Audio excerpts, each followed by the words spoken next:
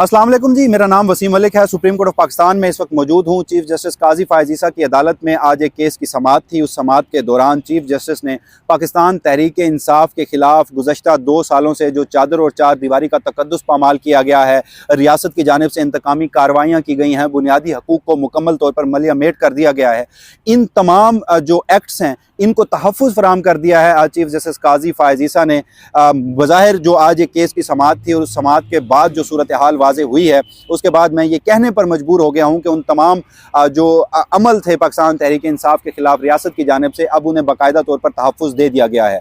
क्योंकि इस केस की समाअत जो आज जिसका मैं आज के इस वीडियो में आपके साथ तज़किरा करूँगा, वो केस भी बराह रास्त एक ऐसा मामला था जिसमें एक शख्स के घर पुलिस दाखिल हुई बगैर वारंट के, उन्हें गिरफ्तार किया गया। उस शख्स के बुनियादी हकूक़ का मामला था। तो चीफ जस्टिस काजी फ़ायज़ ईसा ने इस्लामाबाद पुलिस के 2 अफसरान को ज़ाती हैसियत में तलब किया और उनसे सख्त सवालात पूछे, उनकी सरजरिश भी की। और उसके साथ साथ ये वो दोनों पुलिस अफसरान थे जो गुज़श्ता 2 साल के दौरान इस्लामाबाद की हद तक, क्योंकि मैं इस्लामाबाद पुलिस की बात कर रहा हूँ, तो पाकिस्तान तहरीक इंसाफ के खिलाफ जितनी भी इंतकामी कार्रवाइयाँ हुई हैं, चादर चार दीवारी का तकद्दुस पामाल किया गया है, खिलाफ कानून गिरफ्तारियाँ की गई हैं, या वो जितने भी जो इवेंट्स हैं जो आपके दिमाग में रिकॉल होते हैं, अगर हम गुज़श्ता 2 साल के पाकिस्तान तहरीक इंसाफ की बात करें, तो बराह रास्त इन दोनों अफसरान का ताल्लुक उन सारी सरगर्मियों से था।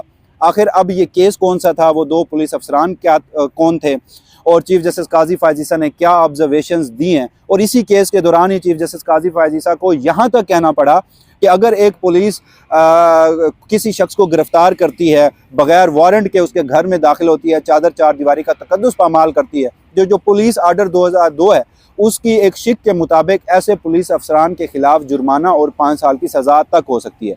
तो मामले की संगीनी का अंदाज़ा आप खुद लगा लें। अब ज़रा आ जाते हैं आज की इस केस की तरफ कि आखिर ये मामला था क्या, और फिर मुझे ये क्यों कहना पड़ रहा है कि पाकिस्तान तहरीक इंसाफ के खिलाफ की गई जो कार्रवाइयाँ हैं उन्हें अब बाकायदा तौर पर तहफ़्फ़ुज़ फराहम कर दिया गया है। ना सिर्फ इस मामले में तहफ़्फ़ुज़ फराहम किया गया, हमने इंतख़ाबात से पहले भी देखा कि चीफ जस्टिस काजी फ़ायज़ ईसा की अदालत में जो लेवल प्लेइंग फील्ड की समाअत थी, या उसके बाद जितने भी वाक़यात हुए हैं उस पर भी चीफ जस्टिस ने कोई नोटिस नहीं लिया, पाकिस्तान तहरीक इंसाफ को कोई रिलीफ नहीं दिया, बल्कि जो रियासती बयानिया था उसके साथ हमें खड़े नज़र आए। तो आज जनाब एक तौहीन मज़हब का केस था सुप्रीम कोर्ट ऑफ पाकिस्तान में। सुप्रीम कोर्ट ऑफ पाकिस्तान का कमरा अदालत नंबर 1 था, जहां चीफ जस्टिस काजी फ़ायज़ ईसा की सरबराही में 3 रुकनी बेंच था।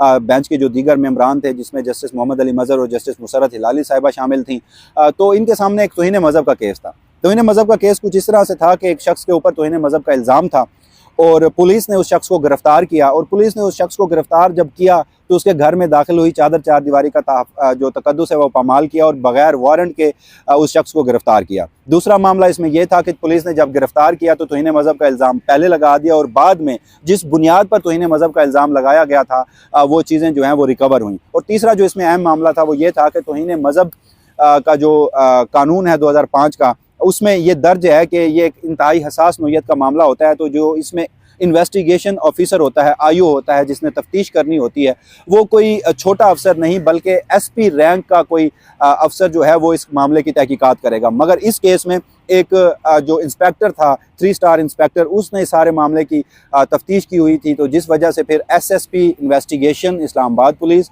और एसपी इन्वेस्टिगेशन इस्लामाबाद पुलिस को तलब किया गया था। बाकायदा तौर पर सरजरिश भी की। चीफ जस्टिस काजी फ़ायज़ ईसा को ये भी कहना पड़ा कि अगर पुलिस ही कमज़ोर पड़ जाएगी, पुलिस ही बुज़दिल पड़ जाएगी, तो बाकियों का क्या होगा? आपके पास तो असला भी है, आप क्यों ऐसे लोगों के साथ खड़े हो जाते हैं जो मज़हब की आड़ में किसी और के ऊपर तौहीन मज़हब का इल्ज़ाम लगा देते हैं? तो बहरहाल वो तौहीन मज़हब की ये बात है, इसमें मैं ज़्यादा ग्रेविटी में इस केस के नहीं जाना चाहता क्योंकि ये बड़ा हसास मामला होता है। मगर जो मैं चीज़ पर आज आपके सामने जिस एक चीज़ को प्रेस करना चाहता हूँ वो ये है कि यहाँ पर भी एक शख्स जिसके ऊपर तौहीन मज़हब का इल्ज़ाम है, उसके बुनियादी हकूक़ का मामला था। तो 2 अफसरान को तलब किया गया, सरजरिश भी की गई, और बाकायदा तौर पर अदालत की जानिब से ये कहा भी गया कि जनाब ये प्रोसीजर है, ये SOPs हैं, ये कवानीन हैं, इनके मुताबिक आप तफ्तीश करें। और फिर तौहीन अदालत जो माज़रत के साथ तौहीन मज़हब का वो मुल्ज़िम था, उसको 50,000 रुपये मचलकों के एवज़ ज़मानत भी दे दी गई। और बज़ाहिर ये बड़ा बेहतरीन इक़दाम था चीफ जस्टिस काजी फ़ायज़ ईसा का कि हर शख्स जो पाकिस्तान का शहरी है उसे कानूनी तहफ़्फ़ुज़ हासिल है। यहाँ पर पुलिस की जानिब से जो लूप होल छोड़े गए थे, उन्हें कहा गया कि मज़ीद तफ्तीश भी करें और इस शख्स के खिलाफ अगर कोई कार्रवाई बनती है तो उसे कीजिए, मगर बाकायदा तौर पर कानून के मुताबिक कीजिए। और उस शख्स को ज़मानत दे दी गई है। और पाकिस्तान में बदकिस्मती से ऐसा होता भी है कि आपकी किसी के साथ ज़ाती रंजिश भी है तो उसको भी आप तो इन्हें मज़हब जैसे हसास मामले में रगड़ दें। तो ये सारी सूरत हाल थी। बहरहाल अब आ जाते हैं ज़रा अपने असल मामले के ऊपर। इस्लामाबाद पुलिस के 2 अफसरान कौन थे जो आज चीफ जस्टिस के सामने इस मुकदमे की समाअत के दौरान थे? SSP इन्वेस्टिगेशन और SP इन्वेस्टिगेशन जो इस्लामाबाद पुलिस के थे। अगर मैं अपनी मेमोरीज़ को रिकॉल करूं गुज़श्ता 2 बरस, ये मैंने इस्लामाबाद की हद तक, बाकी तो आजकल सोशल मीडिया का ज़माना है, हर जगह जो भी पाकिस्तान तहरीक इंसाफ या किसी भी शख्स के खिलाफ जो कार्रवाई होती है वो बाकायदा तौर पर अब सबके सामने चंद ही लम्हों के बाद आ जाती है। मगर इस्लामाबाद की हदूद में जितने भी सारे इवेंट्स हुए हैं वो मेरी आंखों के सामने हुए हैं। मैं उनका ऐनी शाहिद हूँ, मैंने उन्हें रिपोर्ट किया है, मैं उनका विटनेस हूँ। तो ये जो 2 पुलिस अफसरान उनके सामने मौजूद थे, आप चीफ जस्टिस काजी फायज़ ईसा के सामने, आपको याद होगा साल 2022 था। पाकिस्तान तहरीक इंसाफ के खिलाफ जो इंतकामी कार्रवाइयों का जहाँ से आगाज़ होता है वो उस दिन होता है जब पाकिस्तान तहरीक इंसाफ के रहनुमा और इमरान खान के उस वक्त के chief of staff Shahbaz Gill को इमरान खान चौक बनी गाला से गिरफ्तार किया जाता है। और उनके ऊपर इल्ज़ाम था कि उन्होंने इदारों में बगावत पैदा करने की कोशिश की है, जो उन्होंने ARY न्यूज़ के ऊपर एक बीपर दिया था। वहाँ से ये आगाज़ होता है और उसके बाद इख्तिताम होता है चीफ जस्टिस काजी फायज़ ईसा की अदालत के सामने।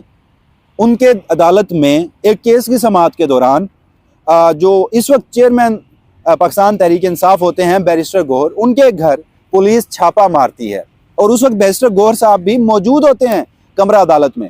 तो शहबाज गिल से लेकर बैरिस्टर गौहर तक कितने ऐसे नाम हैं, आप ज़रा रिकॉल कीजिए कि कब कब इस्लामाबाद पुलिस ने चादर चार दीवारी का तकद्दुस पामाल नहीं किया, कब तब खिलाफ आइन जाकर एक सियासी जमात के खिलाफ विक्टिमाइजेशन नहीं की।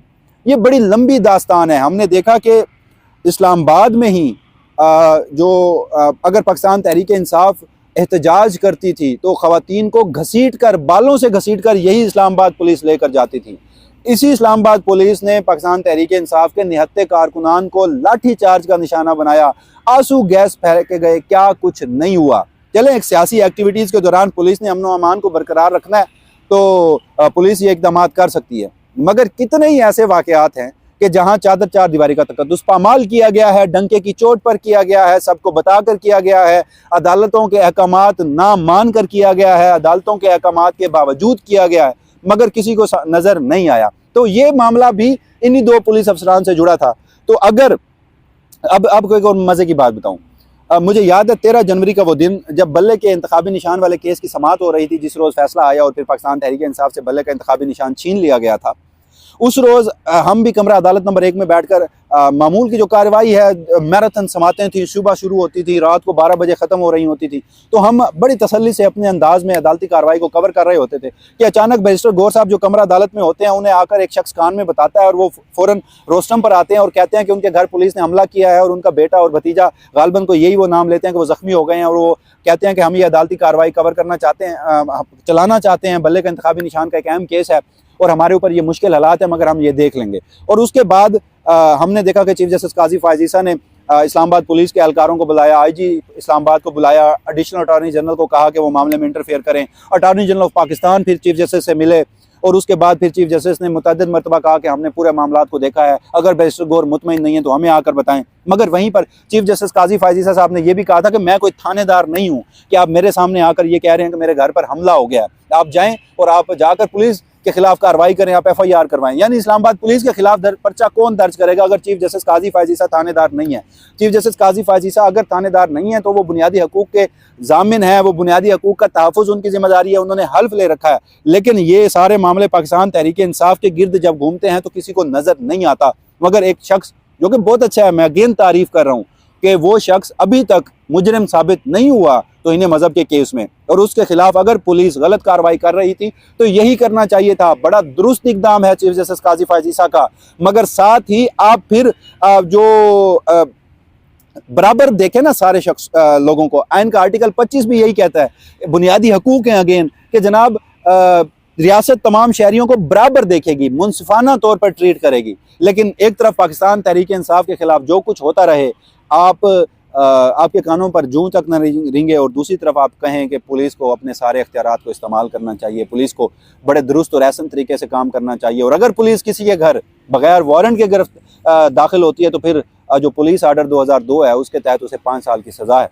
तो ये सारा मामला, तो इससे कबल भी मैं मुख्तलिफ चीज़ों पर रिपोर्ट कर चुका हूँ कि जो बैरिस्टर एतजाज़ अहसन की सुप्रीम कोर्ट ऑफ पाकिस्तान में आइन के आर्टिकल 184(3) की दरख्वास्त थी, जिसमें उन्होंने उस मैकेनिज़्म के खिलाफ ये दरख्वास्त दायर की थी कि जिस तरह शहरियों के खिलाफ तशद्दुद, जबर और फिर एक मखसूस सियासी जमात के लोगों को लापता करके उनकी वफादारियाँ तब्दील की जा रही हैं, तो ये एक मैकेनिज़्म है, रियासती मैकेनिज़्म है। इसके खिलाफ सुप्रीम कोर्ट ऑफ पाकिस्तान को बुनियादी हकूक़ के तहफ़्फ़ुज़ के लिए, बुनियादी हकूक़ इन्फोर्समेंट के लिए एक्शन लेना चाहिए। मगर चीफ जस्टिस काजी फ़ायज़ ईसा साहब ने कह दिया था कि अगर आपकी दरख्वास्त जो है वो पाकिस्तान तहरीक इंसाफ से मुतल्लिक है तो वो आपका केस नहीं सुनेंगे, वो आपका केस सुनेंगे जेन्युइनली जहाँ पर अगर कोई जो लापता अफराद हैं, जो बलोच जिस तरह हमारे भाइयों को लापता किया जाता है, तो वो आपका केस सुना जाएगा।